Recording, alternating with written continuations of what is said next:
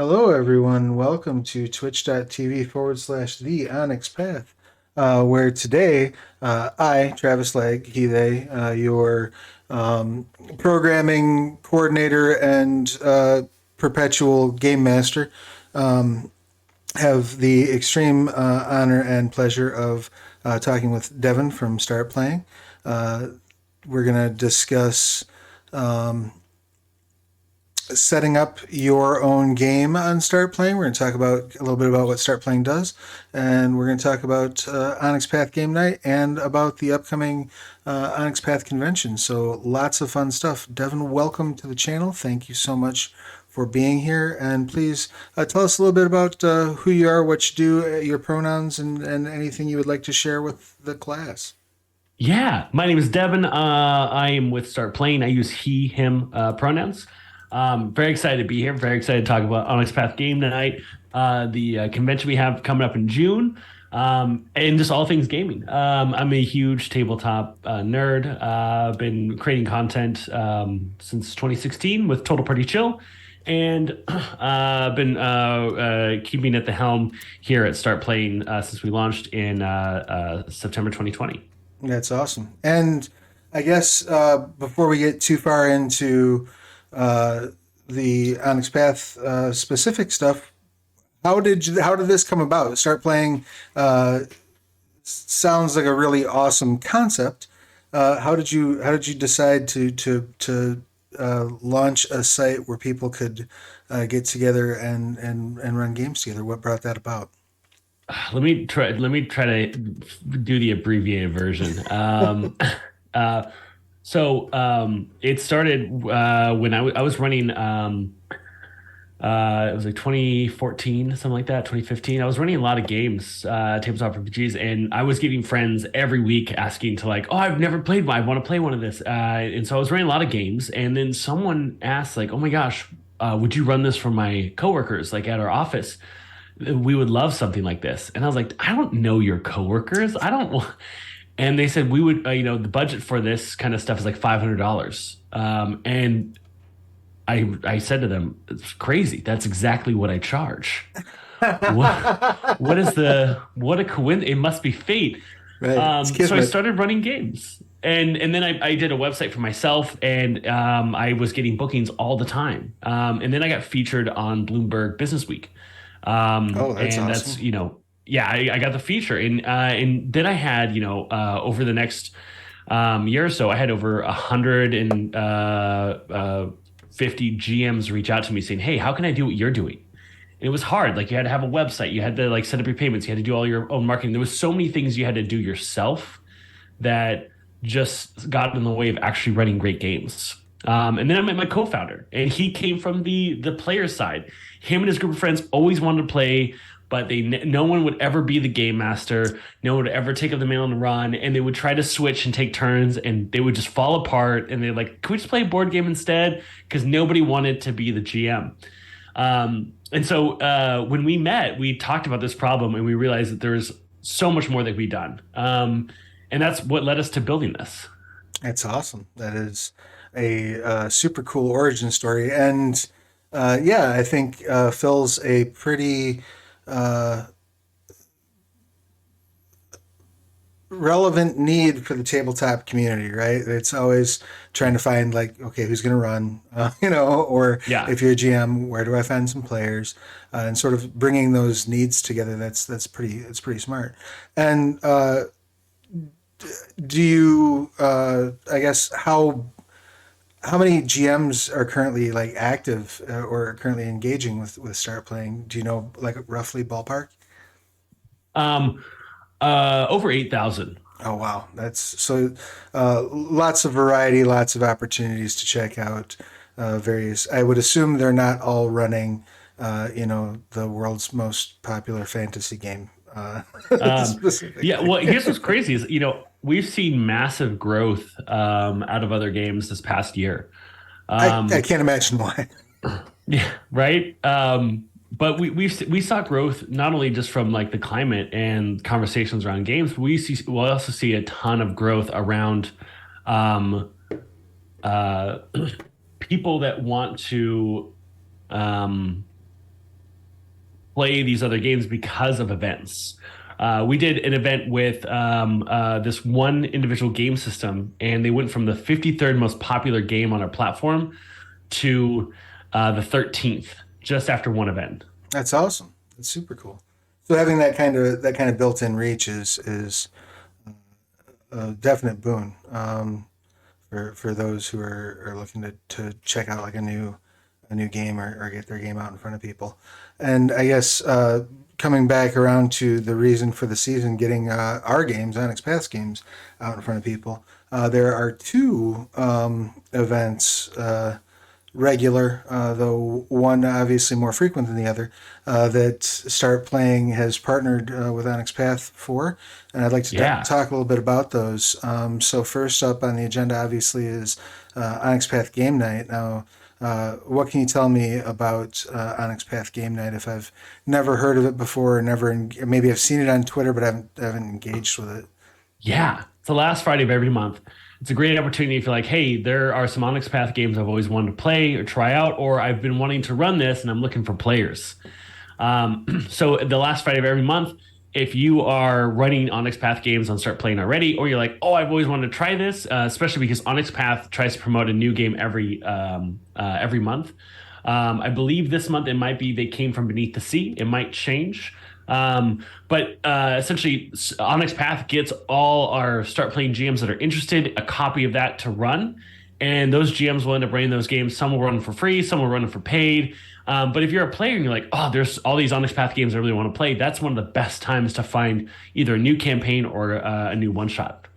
Absolutely, I agree wholeheartedly. And another thing, I was speaking with Dawkins, with Matthew Dawkins, a little while back, Yeah. and he had pointed out, last year we did the 10th anniversary celebration, and there were a lot of games that we were able to sell very inexpensively. A lot of people were able to pick up like jump starts and things like that as a part of that. They might not have had a chance to try. Yeah, so the game night gives a great opportunity to dust off maybe something that you picked up on sale, haven't had a chance to check out, and test drive it, as it were. And now you had mentioned, of course, the GM having some control over the cost and such associated with the Yeah. game. Can you break that down for us? So if somebody wants to run a game as part of game night, what sort of ranges can they choose to charge as a part of that event? Yeah. So GMs, if they're running, for a game night, they can charge whatever they want. We take a 10% cut from GM bookings. So if you're a GM, you want to run a game for $20, then our cut is just two. If you want to run for $25, then it's what, 250. I think that works out too. So GMs choose their own rates. We don't set rates for GMs.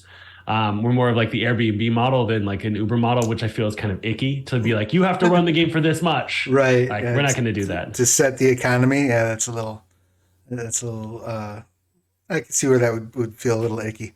Yeah. So what about, is there an option to use it as a free platform for events like that? Do the GMs have that option, or is there a minimum? Yeah, yeah. If a GM wants to run a game for free, they absolutely can. Beautiful. All the tools that exist work for free and paid. Awesome. Yeah. So maybe if you're new and you are trying something for the first time and maybe aren't quite confident enough, I don't want to charge people for this because I've never played it before, type of thing. Yeah. You have that option to pursue that for free. So that's super cool. Yeah, there's actually a lot of GMs will do that. They're like, "Hey, listen, I'm going to run this game for free because I've never run it before, and I kind of want to do a trial run before I start running, paid games around it."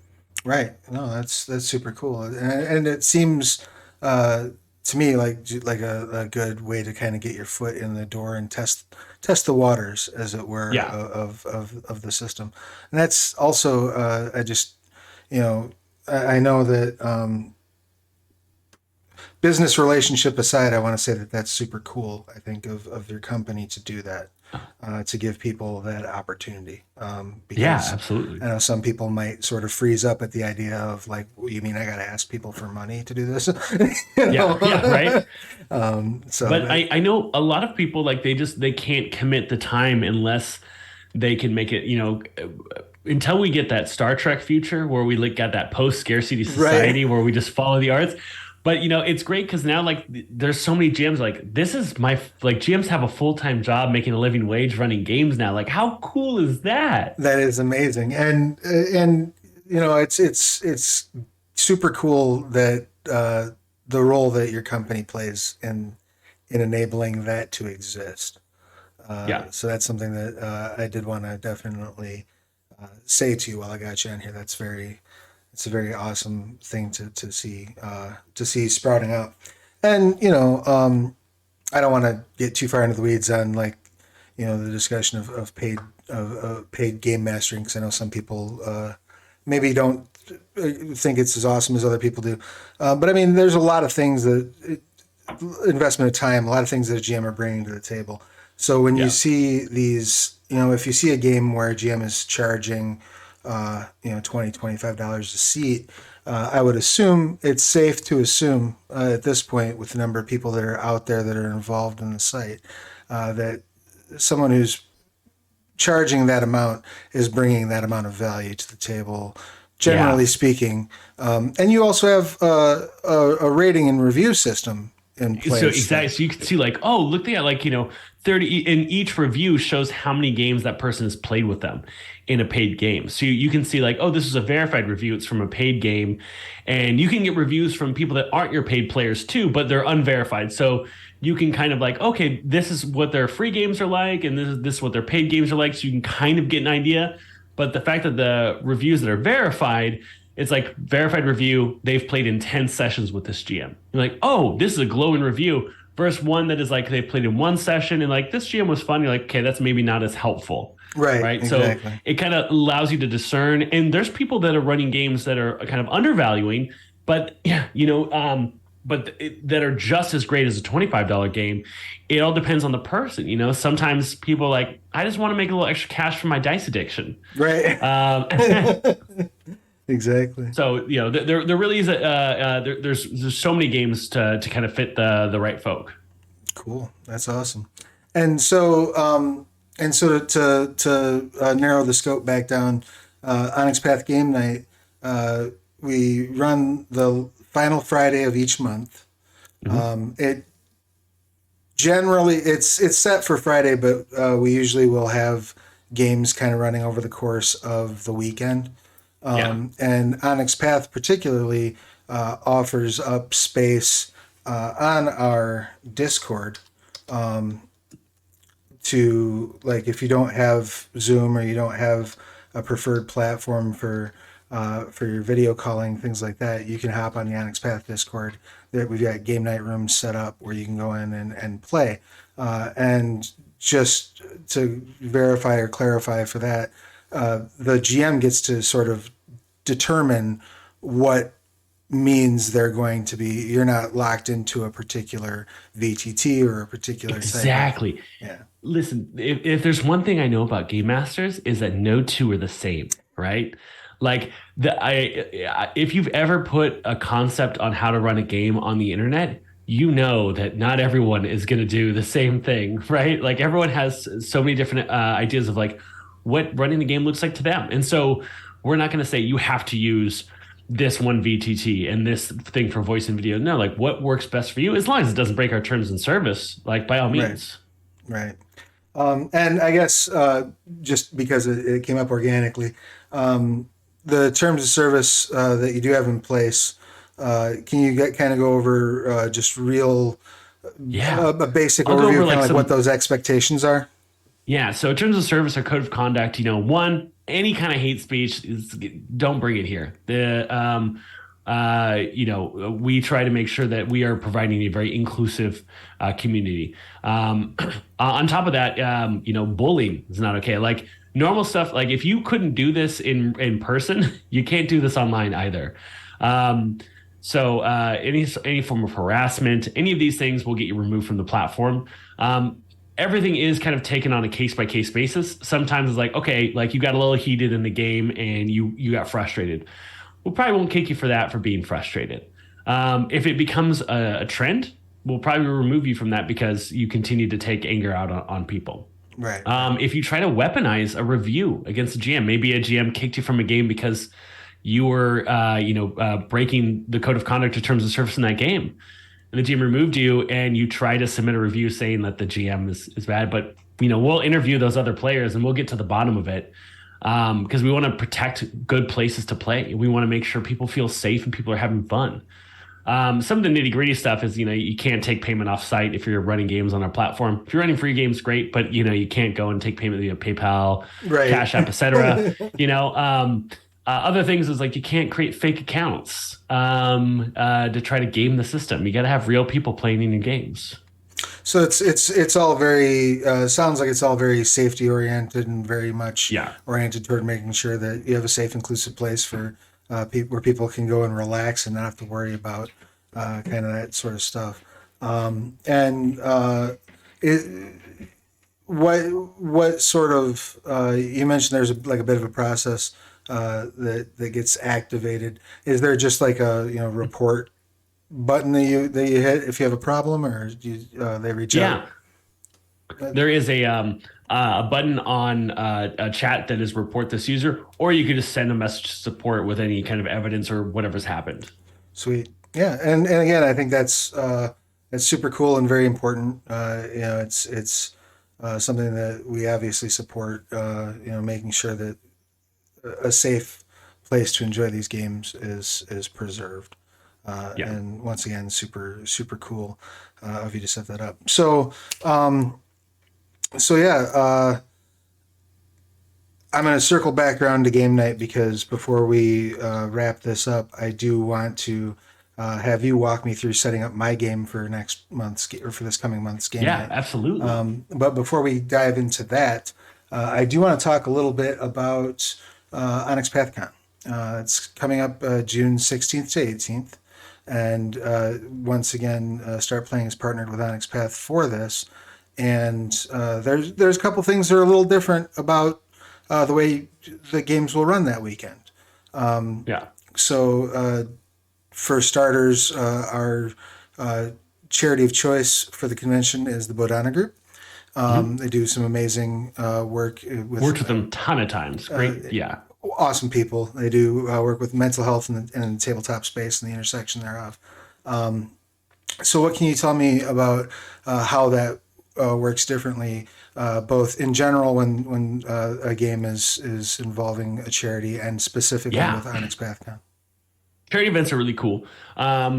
When an organizer like Onyx Path, or even a charity comes and is like, hey, we'd like to do a gaming event. GMs can sign up to participate in that gaming event over whatever time it is. And GMs are essentially allowing the game fee to be donated to the charity. So if a GM is going to run a game for $20, when a player pays that $20, it goes straight to the charity instead. We waive our 10% fee when we do charity games that we've kind of approved. So once player pays, that kind of goes into a payout account just for the charity. Excellent. And so the GM is donating their portion. Start Playing is donating 100% of their portion. Obviously, Onyx Path isn't involved in that transaction at all. And in fact, correct me if I'm wrong, is not involved in any transaction involving game night either. Correct. Is that correct? Yeah. Yeah, yeah, So it's just going to Start Playing to the GM. exactly. Yeah. So in terms of building up a game, setting a game up for that event, does that work any differently than setting one up for game night, or just for your own on your own time? What are the differences in process between, like, I just want to run a game Yeah, and yeah. see what's out there, to I want to run it for a game night event, to I want to run it for the convention? Yeah. So the only difference is when you schedule a session, you'll select that it's going to be for the charity event rather than a game night. There's really very few other changes. People that are running these charity games are running at the same level that they run their pro games, because that's kind of the thing. Like their pro time, they're trying to ramp up raising funds for this charity. Awesome, rock and roll. And I'm shirking my hostly duties. I do want to remind the audience that if you have any questions, feel free to drop them in the chat. It helps if you type question in all caps at the beginning, or if you use your chips of Onyx, which is our channel currency, to highlight your message. Always helps. Make sure we don't miss them.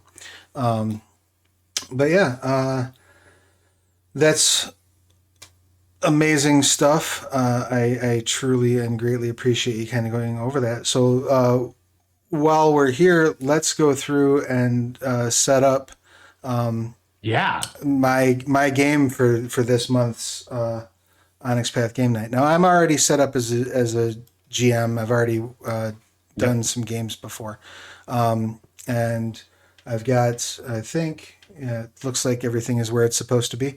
The Start Playing game website up. So where do I go from here to build my game?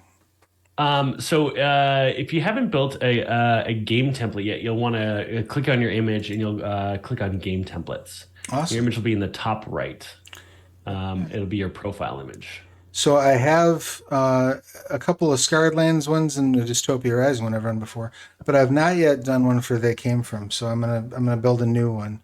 Love it. And so it's as easy as tapping this create game template button, right? The nice Yeah. big green candy And like game button. templates have three statuses: active, which means you can create adventures with them; submitted, which means it's under review by one of our humans; and then draft, which means you're still working on it. Okay. So first things first, we're going to need an image. Now, you're going to have an image that you either have the rights to use or permission to use. If you don't have any artwork to use, you can always use the licensed images that we have hyperlinked there if you need something. But Onyx Path is more than happy to let GMs who are running their games use images for those games in their game listing images. Sweet. So yeah, let's go ahead and upload a game listing, a game image. All right, so I'm gonna dig through. Hopefully, it doesn't pollute our stream with pop-ups. But I'm gonna dig through, and one thing I like to do when I use this all the time for doing our overlays for our games. If I'm Yeah, referring out other streamers and other channels, I yeah, actually go to Onyx Path has the Story Path Nexus community content program, and there's a bunch of art that comes along with those. You can get those at Drive Through RPG. It's for ideally for making your own supplements for our games and then releasing those, and you get 50% yeah. of the sale price for them. But they also there's it's also just a lot of cool art for our games. So I'm going to dig through and grab a nice piece of They Came From Beneath the Sea artwork from there. And we can't see your screen. Your screen share is hiding your Finder window, so you don't have to worry about pop-ups and such. Good. Zoom is smart that way. That's good to know. I appreciate that. So I know that I'm going to be having some hijinks that are going to involve some teenagers, as one does when they're running They Came From Beneath the Sea. So there is my image. And because I am a huge fan of self promotion, and I have no shortage of pride in the work that I've done for They Came From. I'm going to run the Party Beach Creature feature, which Okay. is the They Came From Beneath the Sea Now, what I would say is, jumpstart. what else can we add to this title that if I've never heard of this game or I didn't get a chance to read the description, can illustrate what I'm going to be playing? That is an excellent question. What expert So, is advice it would you have? 60? Is it like a 60 horrors film vibe? Excellent. Yeah. So Yeah. we're talking like, um, let's see. It is kind of a cross between uh, a '60s monster movie and Beach Blanket Bingo. So how do we succinctly Yeah. So describe that? I would say 60s wait you said monster, what did you say? Like a monster. like a You said 1960s, you said it great. I just couldn't remember what you said. like a monster sci-fi fair, I think is what I might have said.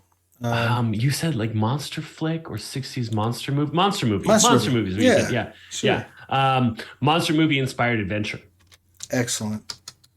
right? Because people are like, oh, okay, yeah, like like, and so if people only see your image and read your title, they have a strong idea about what your adventure is about. I love it. That is an excellent tip. And so next up, we have the description of the game, right? Now, so with this here, for example, if I'm running, in this case, I'm running a module, right? Yeah, This is ultimately an adventure that is available for purchase yeah, that's out for They Came From Beneath the Sea. So yeah. I am But going what I to, would recommend for descriptions, and I always use this like one uh, adage.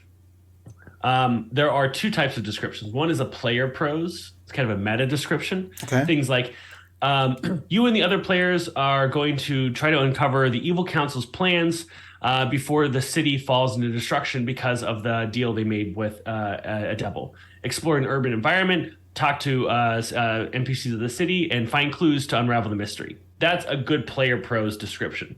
A okay, good character prose description, which is more like reading the back of a book, right? We got like the new next Sanderson book, and we're reading it. You've always known the council was corrupt, but you never thought their blade would be pointed in your direction. Now time is running out, and the city is going to pay for their sins as the deal they've made with the great old one begins to unravel. Will you take up a blade and defend the city? We're talking to the character, right? We're getting right in it. We're making, and now the person reading it knows who they are, who the conflict is, and what they need to do. nice, okay, So, and this is like we usually refine over and over again. So we'll want to put some placeholder text here, and we can come and revisit it later. sure, sure. Yeah, And I am nothing if not lazy. So what I think I'm going to do for the moment for our placeholder is I'm going to go over to the description of this module and I'm going to paste some text from it, and then I can go back and edit that later because once again, I am in fact kind of lazy.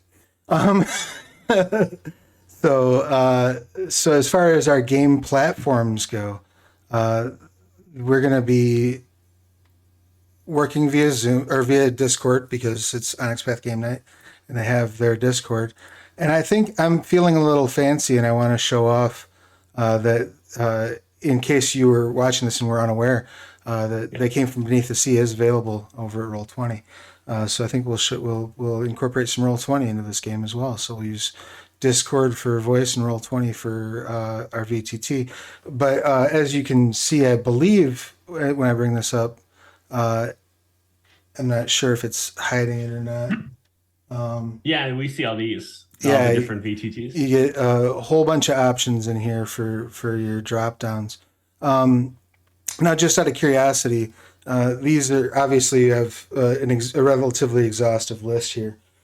Can people add in like a manual entry here, or is it just from the drop downs? It's just from our drop down, yeah. Yeah, cool. Because the reason it has to be in our drop down is you can search by it in our game search. Gotcha. Okay, excellent. So, if somebody is a player and they're like, you know what, Yeah, I don't mess with X VTT or I only use Y VTT, they can go in yeah. and search and say, oh, these are the games that are running on that VTT. Sweet. I am a mercenary, so I'm going to charge $5 for this game. And this game will run between 2 and 4 hours. So you set down your cost, you put in the duration, and it asks what systems we're using. So does this... Excellent. So you type in, and that's got your drop downs. They Came From Beneath the Sea. I would assume, correct me if I'm wrong, that this is also a searchable Yeah. aspect to it. Awesome. And similar with the tags, correct? Yeah. Excellent. And tags are great. They're used more on the ad side in email, but they're great at kind of like explaining for the back end of the system, like what kind of game you're running. Excellent. And as you can see, there's a pretty robust selection of tags. I'm going to Yeah. put in learn to play because I love nothing more than teaching new players how to play a game. This is a lot of fun. We do have some supernatural elements here and some sci-fi elements. So yeah, we got horror, we got sci-fi. Do we have anything? Do you know off the top of your head if we have anything about cinema, cinematic, film? There should be no film. Um, no, there's no cinema. But maybe noir. Let's see. I don't I see don't know if I don't anyone. know how noir it is. Um, and I'm going to go ahead and put modern because we're close enough to modern. It's Yeah. modern adjacent. So how many tags would you recommend? I'd recommend 3 to 4. Okay, excellent. I've got five. I'll lose supernatural because I think it is more sci-fi than supernatural. There's There you go. not really like vampires and whatnot running around. That would be if we were running They Came from Beyond the Grave. Yeah. And player age range, as we discussed before we came online, I have a notoriously filthy mouth, so I'm gonna set it up for 18 plus Yeah. because I just want to make sure that I don't wind up offending someone's child. So now we have a couple options here. Next, save details. Do I want to? Do I need to save frequently? Is that suggested or? No, I mean, if you hit next, it'll save your details still. Oh, sweet, Yeah. excellent. So that brings us over to step 2 of 3, safety tools. And I do want to just touch base real quick because someone did have a question in the chat that I did want to call attention to, which was, do I need to do anything to preserve the rights to my own art, and can I use art from a module or book? Yeah, So, yeah. So if you've made your own art, we just assume that you like, unless it's something that we're familiar with, like WotC art, we just assume that you have the rights to it. So if you're uploading something and our terms of service says that we can use your art to promote your individual game listing. Um, so we don't like own your art after you upload it. We don't really have, there's no real purpose for us to do that. We do advertise games individually, and we use players' uploaded art to advertise that game. excellent, cool. And I do want to call some quick attention here, just again to sort of follow through the discussion we had earlier about creating a safe and inclusive space. When you get to the second page, there's a list of safety tools that are right here that you can kind of check. And I really do appreciate this feature here where each of them kind of has a little info Yeah, pop up that you can click that will tell you kind of what the those safety different ones tool are. And entails. there's a hyperlink too that says here that like explains all of these in greater detail as well. That's awesome. Yeah. That's very cool. And is there? I noticed that the X, N, and O cards are automatically checked when you click over. Yeah. Are there I guess two-part question? Are there a minimum or maximum number of safety tools to use, and what number do you, if any, do you recommend? GMs that use more than 3 usually have the highest amount of bookings. Okay, You must use at least one to list the game on the site currently. gotcha. Cool. Also good to know. Now, okay, here's a question for you as well. As what I'm running right now is a one shot, right? But I generally, if I am going to run a one shot, I will spend the first 15 to 20 minutes of that game going through kind of the things you would go through in a session 0, right? Yeah. So would that mean that I should that I should include the session zero as a safety tool, even though it's not a Yeah. discrete session. Yeah. Because I mean, you are doing just because it's not its own session doesn't mean you're not doing it. Excellent, cool, rock and roll. That is useful guidance, and I deeply appreciate it. So next we come up to content warnings, and so again we have kind of a drop down. Is this also something that is searchable on the player side? Yeah. And well, not on the player side, but what it is uh, I always say what is explicitly required for your game as far as content. Um, if you're going to be running an underwater game at horror, drowning is probably going to be a big part of that, right? Sure. But if you're running, like, if I'm running a political thriller campaign, drowning is probably not going to be a huge focal point. So I don't need to put that, even though anything can happen in a tabletop RPG. But if someone puts in their consent checklist or lines and veils, they don't want drowning, it's really easy for me to remove from the game because it's not explicit, right? So I say, put here in the content warnings things that are absolutely going to happen in the game and that are essential to the story. Okay, I see what you're saying. It's always better to exclude to make sure it's easy to exclude people that don't want to play in your type of game than try to have the biggest net possible to get the most players because you want to get the right players for the right game. Right, exactly, absolutely. Um, I'm looking to see. I suppose so because sometimes it's an interesting thing in going through the content warnings. Sometimes I'm like, um, for example, we might have an NPC in this particular game who has been locked up by the by the Yeah, government. Does that count as kidnapping type stuff? And my yeah, generally speaking, me personally, if I'm putting out content warnings for something I'm doing, I tend to err on the side of caution and yeah, bring up like, this is a thing. Whether you're going to be interacting with it directly or indirectly, it is an element that's here. So, and these I would assume you just drop in everything that you think is going to apply, right? yeah. Absolutely. Cool. And I can certainly go through this a little bit more down the road, but I absolutely want to make sure that I cover, if it's available,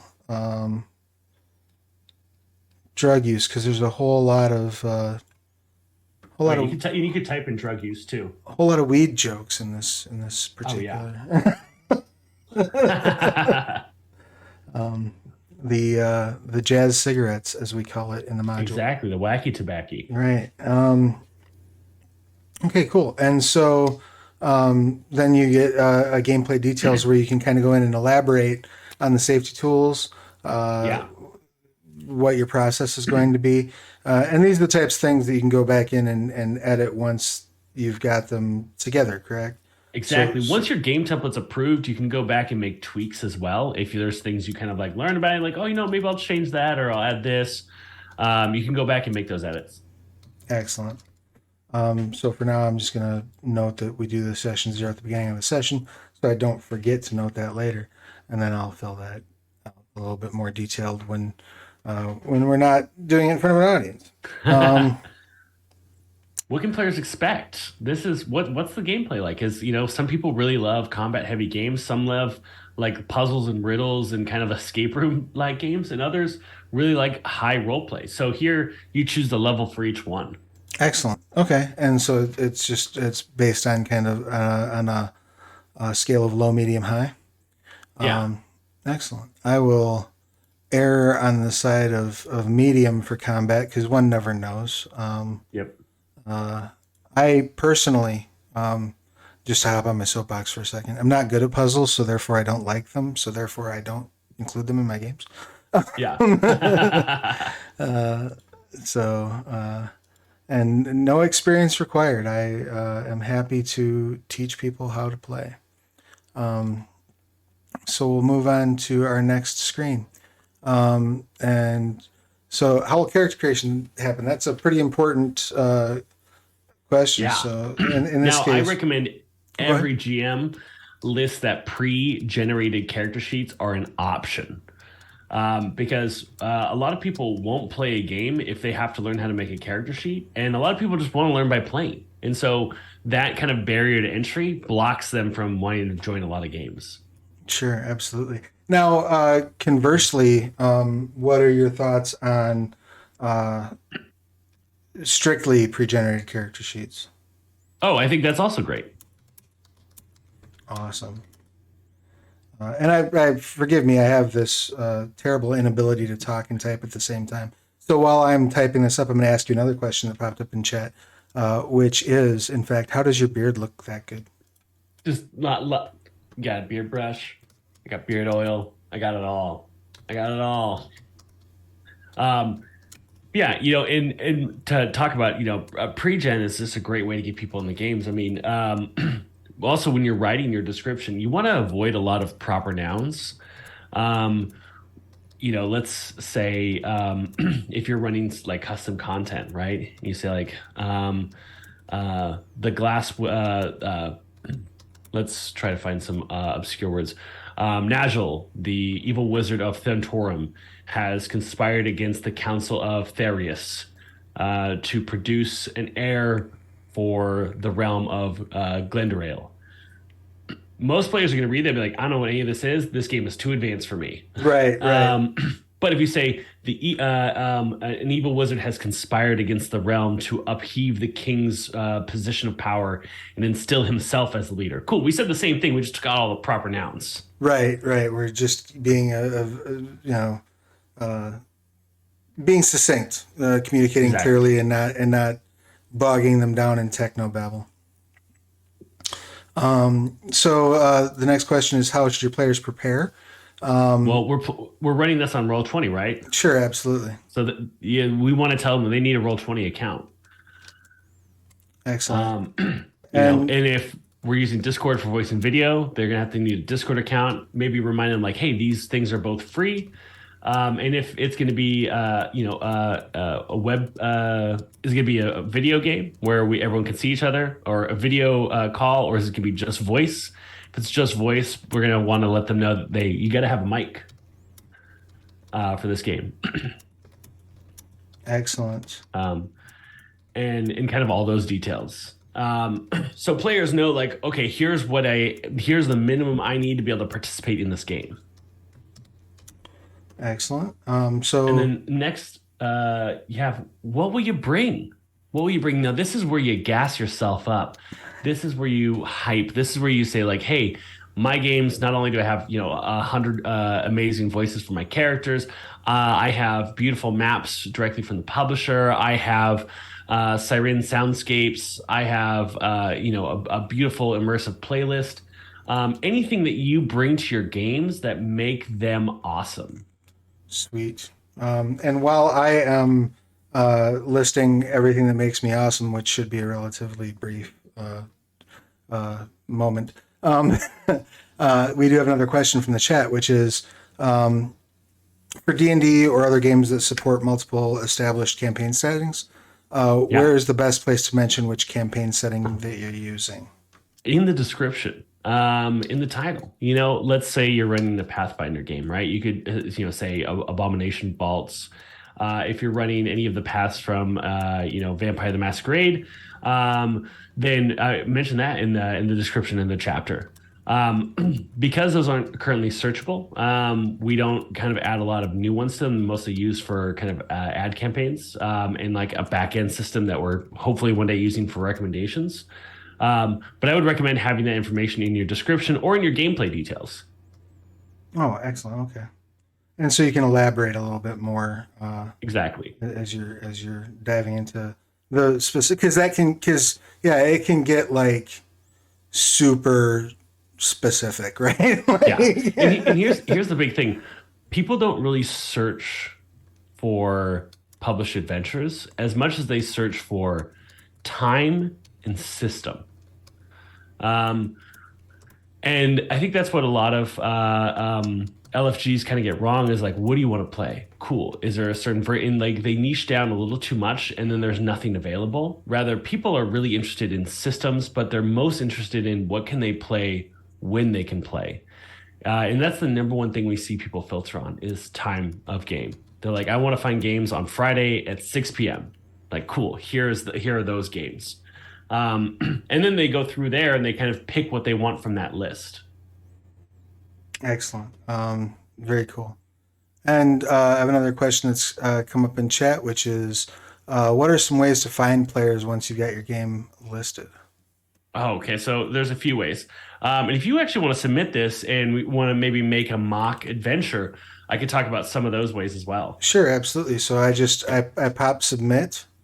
Pop submit. It's going to send over to a real life person who's going to review it, make sure it fits our requirements, and approve. Now Excellent. we're probably gonna have to make an adventure with a different game template because it usually takes around 12 hours for our humans to read through everything. Sure, sure. Um, so if you scroll down to one of your other game templates that's already approved, Yeah, absolutely. I have my Dystopia Rising Evolution one.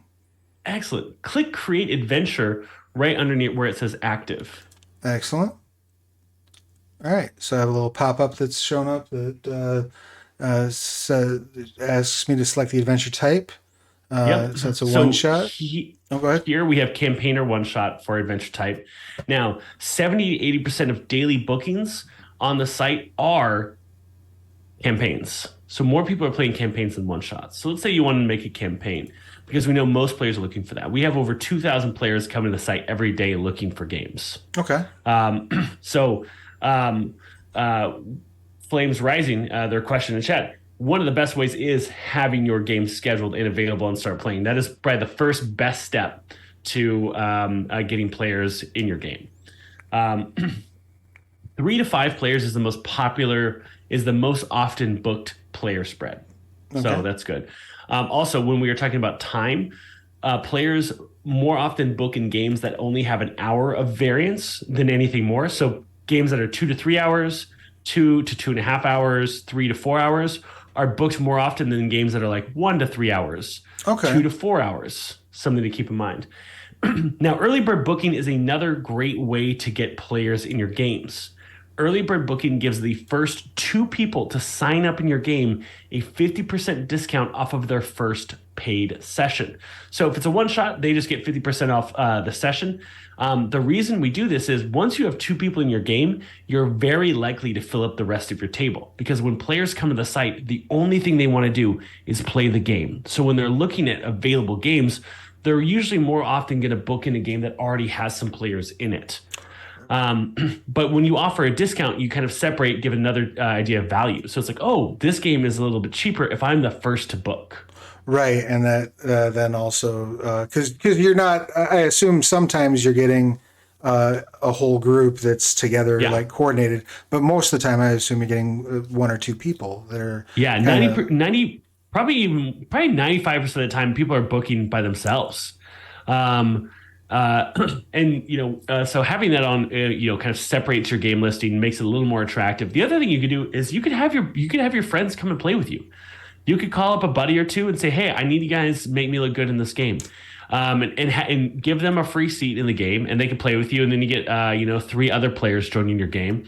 Those are great ways. Now, free games book up very, very quickly because most of the games that start playing are being run for paid, and so the free games usually have the quickest to fill up, but they also have the lowest attendance rate. okay. Gotcha. So that's another. So I always say like if you're going to run a free game, have like 8 seats available because the attendance is usually half. Rather, attendance in paid games is around 92%. That makes sense. That makes sense. So, a couple quick questions as we're already coming up on the hour. Yeah, Once the process for approval, yeah, you mentioned that these are all the games are approved by a human being that's looking them over, making sure that the T's are dotted and the I's are crossed. yeah. Uh, what's the normal turnaround time for that? Usually around 12 to 24 hours. They do it. They go and review games every day. So, what would you recommend? So, for example, obviously, we got in nice and early for Yeah. the Onyx Path game night for this month because this month's night falls on, if I'm not mistaken, the 26th.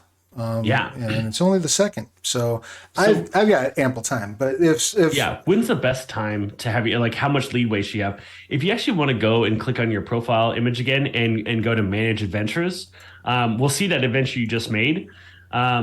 Because we haven't scheduled it yet. We just kind of created this adventure. We need to actually add a session for it. So you made Dystopian Rising, Evolution Stormwatch, I believe, or oh, was it sure, yeah, Scarlands? let me go back. I didn't actually finish creating the Oh, adventure we could because just use I'm one of the because ones that I'm you have here. That's fine. oh, awesome, even Yeah, better. yeah. Oh yeah, so I've got the Dystopia Rising Evolution. So how would that work? Um, so I just realized I'm watching you on Twitch, and I just realized there's a delay. So Yeah, you'll sure. you'll click Edit Adventure on either of those, Okay, and once we click Edit Adventure, you're going to see that there's a Schedule section, and excellent. it says Add Session. When we add a session to that, there's an option that is this for a special event? And before you can do that, it says, hey, reminder, everyone who signed up for your game will be charged if you don't cancel the session. So if you're planning not to run the session, make sure you cancel it so that those people don't get charged. And what's the general cancel window like? You can cancel up to an hour into the game. Okay, Maybe power goes out, or you have internet problems and you need to cancel in the game because you rarely cancel a game 3 hours in. That's just ending the game, right? right. Uh, so you have yeah, about an hour into the game to cancel it, so no one gets charged. Beautiful, beautiful, Um, so yeah, this is for a special event, and we select that, and you see from the drop down all the different special events we have, excellent. and then you'd schedule the time you want. Now, 50% of people book 10 to 3 days out, and the other 50% of people book within 48 hours of start time. So half your players are booking and planning, and the other half are just like showing up. Okay, gotcha, gotcha. All right, cool. I think that covers the main questions for that, and then I saw we've got game night for this month in the drop down. Do you know when? Excuse me, I'm a little froggy in my throat. No worries. Do you know when Onyx Path Con will be added into that drop down? Do you know like I off? believe I believe this week. Excellent, cool. Yeah. And yeah, I guess the only other question that I want to make sure. Oh, so we got Oh well, somebody asked the same thing in chat. So thank you for that. there's also, if you scroll down a little bit where it says edit adventure details, Sure. there's a section called prep materials. This is really important. Okay. Um, Prep materials is only available to people who've booked in your game. And those are things that people need access to be able to play. So if you're on Roll20, this should be the Roll20 campaign link. That should go in here in prep materials. This should also be where you put in like your Discord invite if it's on Discord or your Zoom link. This should so if maybe you're unable to message your players, all the stuff in prep materials gets emailed 24 hours before the game. It shows up in the player's dashboard and it shows up in the group chat between you and your players. Excellent. So that's really Yeah, where you want to make sure that all of your vital information goes is into that exactly. prep materials, and you can you edit that up to that last 24 Yeah, hours? Excellent. Beautiful. yeah. And then I also noticed you have recruiting notes and private notes on the page. What do Yeah. those cover? If you're running 10 games, right, you got 10 adventures, you might want to know what one's what. Private notes just for the GM, no one else can see it. Cool. And recruiting notes is something like, hey, this is a weekly game, or this is, or we already have, you know, a mage and this type of vampire. Like you can put in things that are specific to this individual adventure. Recruiting notes is like for a sentence or two of information, just kind of Excellent. a la carte. Yeah, Cool. And then excellent. So you can also tweak the early bird booking right there in the yeah. edit. Beautiful. Well, I think that is enough to make us and our viewers dangerous. You are the authority on this, so is there anything that I failed to touch base on? Any vital information that we might have missed as we were doing this walkthrough? The one thing I'll say is, if you are joining and start playing, we do invite you to join our webinar that all new GMs are welcome to join. We do several of them a week. They're incredibly informative. They're incredibly helpful, powerful to getting anyone started on the platform. So I would definitely take advantage of that. It's free. It happens a bunch of times throughout the week. It's invaluable to folks just starting on the platform. And is there somewhere that they can go to sign up for that webinar? Is that something that they're Yeah, prompted when you as sign they? up, yeah, Good. when you sign up as a GM, you'll get an invite to it. Oh, awesome. Yeah, it'll show up in like your welcome to the platform email. Cool. Cool. Well, this has been super informative, super fun. It's been a very good time. Um, I really appreciate you taking the time out to come over here on the channel and to Yeah, go over this stuff with us. Super easy, and super useful way, I think, to get in contact with players who might be interested in the same games as you, or to find someone to run a game for you. yeah. Um, Travis, man, thank you so much for having me. I really appreciate it. No, it's been a blast. We must find an excuse to do something together on the internet again. I think we'll probably Yes, have an opportunity I think so or too. two in the near future. But yeah, I do want to, before we run away, I just want to remind everyone once again, Onyx Path Game Night is the last Friday of every month. As you saw earlier in the video, that is available to choose in the drop down right now. So you can set up your games as early as right this moment. And that's on Yeah, the 26th of May. And then they'll be adding Onyx Path Con, which is June 16th through 17th, to the drop downs within the next week or so. I want to once again remind everyone that if you head over to our Discord, we have LFG channels there as well. And we also have game rooms that are specifically set up for online play. So if you don't want to mess with all the trouble of setting up a Discord server or so on and so forth, you're new to Discord maybe. You can just go to the official Onyx Path Discord and use one of the rooms that we have set up there. You're welcome to do so. It's as simple as you got a microphone and a pair of headphones. You're in good shape. I want to once again thank everyone who is watching, whether live in the chat or in Memorex, as they say, in the VOD. I want to thank you very much for being here. I want to encourage you, if you've not yet done so, to follow both our channel as well as the Total Party Chill channel. And I will throw a shout out to that thank you. in the um, chat as well. And once again, my inability to talk and type at the same time has blown my brain up. I apologize. No worries. And I want to just encourage you to check out Start Playing, even if you're above and beyond for Onyx Path Game Night. It's just an awesome platform. You're doing awesome work. It's really cool, and I greatly appreciate you being here. Until then, last thing, I want to make sure that everybody is aware that tomorrow, Trinity Continuum Adventure goes on sale in POD and PDF over at DriveThru RPG. It is literally one of my favorite role-playing games of all time, and I had the honor of writing on the second edition, so I would greatly encourage you all to go pick that up and then maybe run it at game night and or Onyx PathCon. So till then, take care of yourselves and each other. Wash your hands, wear a mask, all that fun stuff. Devin, one last time, please tell us who you've been, your pronouns, and where we can find you on the interwebs. Yes, I'm Devin, he, him, and you can find me anywhere Start Playing is. We are startplaying.games, the number one platform for games, groups, and game masters. Excellent. And I've been Travis, he, they. When I'm not running games, I'm writing them. Take care of yourselves. We'll see you again real soon. Bye, everybody.